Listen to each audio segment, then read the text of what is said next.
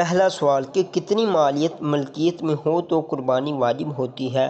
دوسرا سوال صرف حاجت اصلیہ سے زائد مال ملکیت میں ہو تو کیا اس پر بھی قربانی واجب ہے۔ تیسرا سوال کہ کیا مرد پر قربانی واجب ہے یا مرد و عورت دونوں پر۔ پہلے سوال کا جواب کہ کتنی مالیت ملکیت میں ہو تو قربانی واجب ہے۔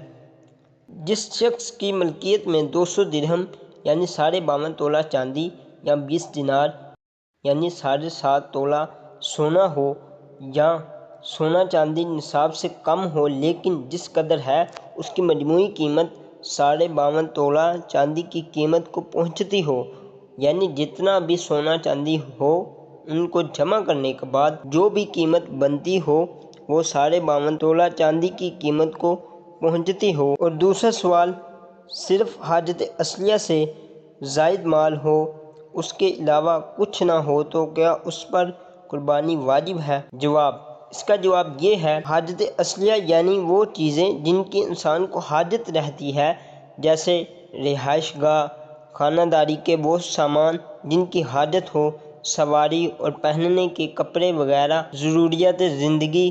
ان سے زائد کوئی چیز ہو جس کی قیمت فی زمانہ 52.5 تولہ چاندی کی قیمت کے برابر ہو تو وہ نصاب کا مالک ہے اور اس پر قربانی واجب ہے۔ مفتی امجد علی اعظمی رحمۃ اللہ علیہ نے بہار شریعت جلد نمبر 3 صفحہ نمبر 114 پر ارشاد فرمایا کہ جو شخص 200 درہم یا 20 دینار کا مالک ہو یا حاجت کے سوا کسی ایسی چیز کا مالک ہو جس کی قیمت 200 درہم ہو، وہ غنی ہے، اس پر قربانی واجب ہے۔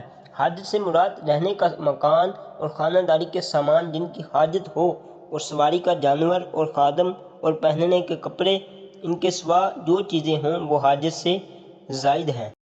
تیسرا سوال اور یہ اہم سوال ہے کہ کیا صرف مرد پر قربانی واجب ہے یا مرد و عورت دونوں پر۔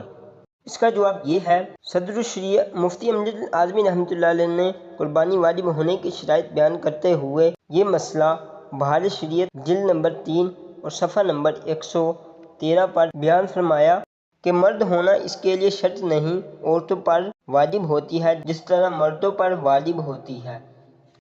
پتہ چلا کہ عورتوں پر بھی قربانی واجب ہے۔ یاد رہے عورتوں پر بھی شرائط پائے جانے کی صورت میں قربانی واجب ہوتی ہے جس طرح مردوں پر واجب ہوتی ہے۔